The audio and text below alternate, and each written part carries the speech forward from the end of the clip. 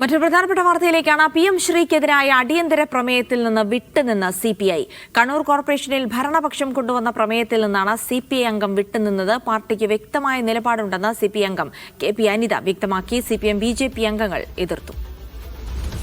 ബിജീഷ് ഗോവിന്ദൻ വിവരങ്ങൾ നൽകും. ബിജീഷ്, എന്താണ് വിട്ടുനിൽക്കാനുള്ള കാരണമായി CPI പറയുന്നത്? ഇതിനകത്ത് സംസ്ഥാന സർക്കാർ PMCയിൽ ഒപ്പിട്ടതുമായി ബന്ധപ്പെട്ടാണ് കണ്ണൂർ കോർപ്പറേഷനിലെ ഭരണപക്ഷ അംഗങ്ങൾ ഒരു അടിയന്തര പ്രമേയം കൊണ്ടുവന്നത്. മുസ്ലിം ലീഗിലുള്ള KP അബ്ദുൾ റസാഖാണ് പ്രമേയം അവതരിപ്പിച്ചത്. പ്രമേയത്തിലൂടെ സംസ്ഥാന സർക്കാർ PMC പദ്ധതിയിൽ നിന്ന് പിൻവാങ്ങണമെന്നുള്ളതായിരുന്നു ആവശ്യം ഉന്നയിച്ചത്.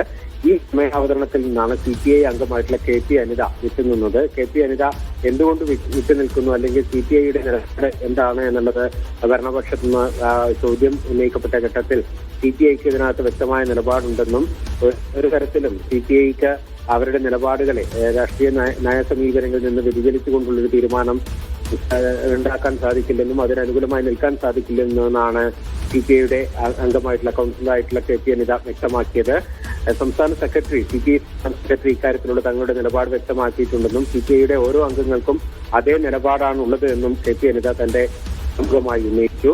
ഈ ഘട്ടത്തിൽ CPMന്റെയും BJPയുടെയും അംഗങ്ങൾ പ്രമേയത്തെ എതിർത്തുകൊണ്ട് രംഗത്തെത്തുകയും ചെയ്തു. ഒടുവിൽ പ്രമേയം പാസാക്കുകയാണ് ഭരണപക്ഷം ചെയ്തത്. ഇത് പ്രമേയം സംസ്ഥാന സർക്കാരിന് അയച്ചു കൊടുക്കാനാണ് കണ്ണൂർ കോർപ്പറേഷൻ തീരുമാനിച്ചിരിക്കുന്നത്. PMC പദ്ധതിയിൽ നിന്ന് സംസ്ഥാന സർക്കാർ പിൻവാങ്ങണമെന്നുള്ളതാണ് കണ്ണൂർ കോർപ്പറേഷന്റെ ആവശ്യം.